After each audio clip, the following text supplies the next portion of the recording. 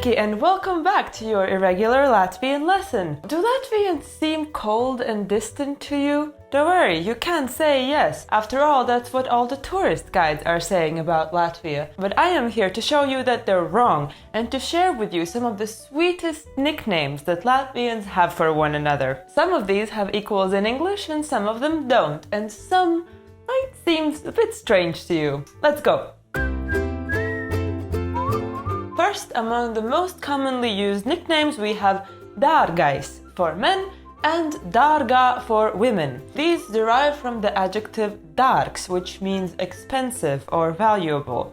Yes, we are a people of tirdzniecība, but don't worry, your Latvian partner is probably not calling you the expensive one. Most Latvians strongly believe that love cannot be bought. In this case, Dargais and Dargah would be better translated as my dear, or cher in the French language, ma chérie, or in German, mein Schatz. So all of these and the Dargais and the Dargah mean that the person is dear to you, that you care a lot about them. So yeah, Dargais and Dargah. Up next we have Mīļais and Mila.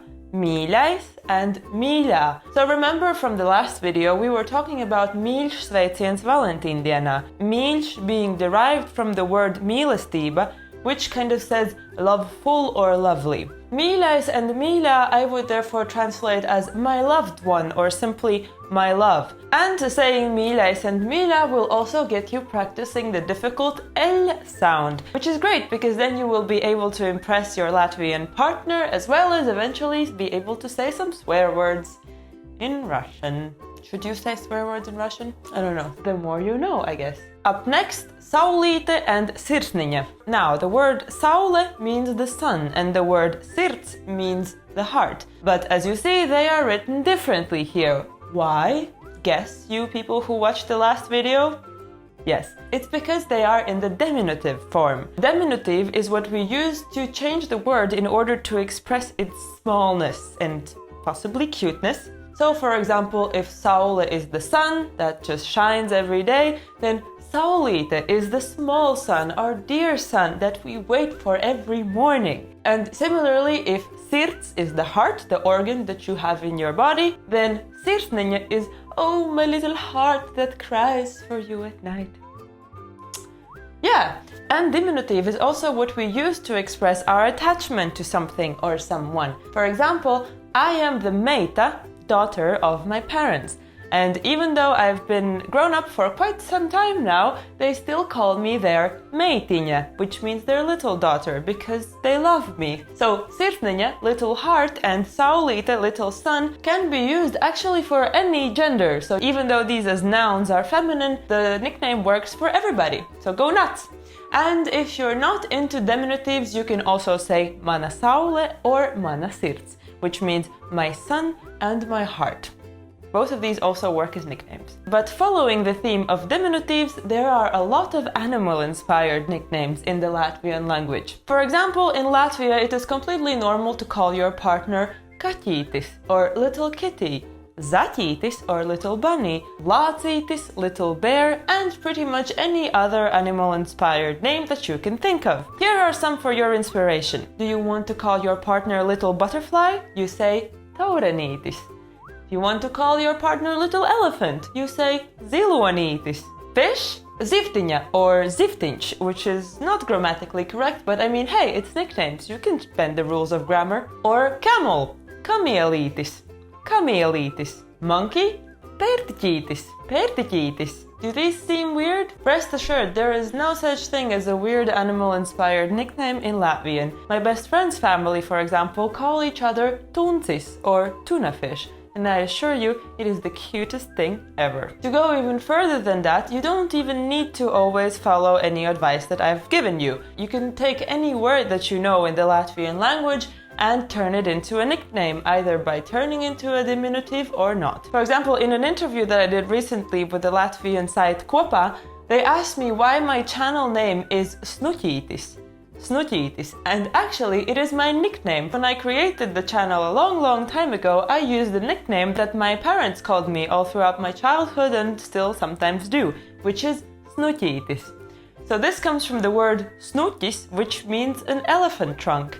I am therefore the small elephant trunk. And in my family, my mom was the big elephant trunk, and my dad, well, he wasn't an elephant trunk, we called him creature, or radījums. And when in doubt, just turn it into a diminutive. Just be careful with the words māte, mother, and tēvs, father, because Martita and tēviņš are not something that you ever want to call a human, because these words are specifically reserved for designating the male and female of some kind of animal species. Animal as in not human.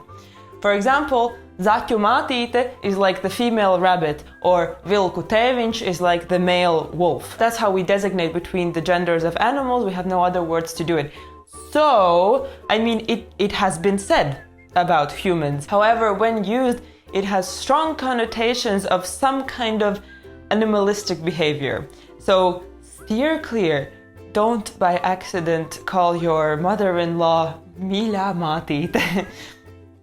You will say paldies later. Beware of those. But it is good to know that diminutive does work also for people names. So Anna can become Anniņa, which means small Anna. Or Anete can become Anetīte. And the male name, well, Jānis, the most popular name in Latvia, is Jānītis. Or for example, Roberts is Robertiņš.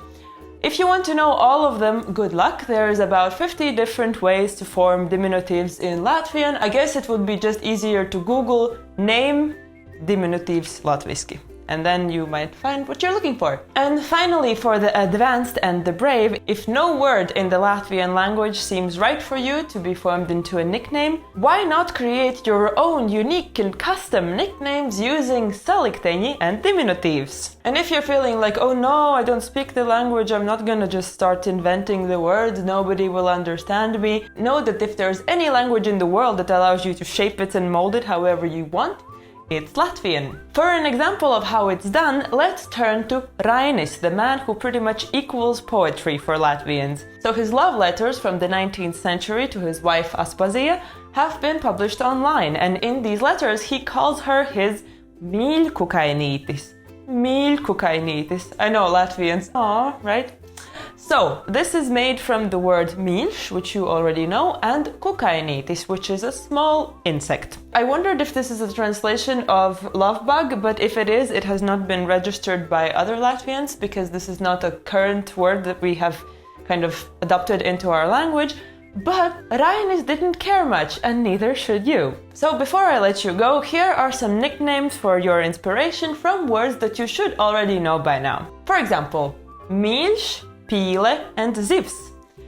Mana mīļpīļzivtiņa. Mana mīļpīļzivtiņa. Or my lovely duckfish. Cute, right? Or for example, from the word lācis and pēda, remember, pēda, you can say mans lāčpēdiņš, or my little barefoot. Lāčpēdiņš. Or for example, from the word velns, devil, and cookie, tapums, you can say mans velniņ tapums.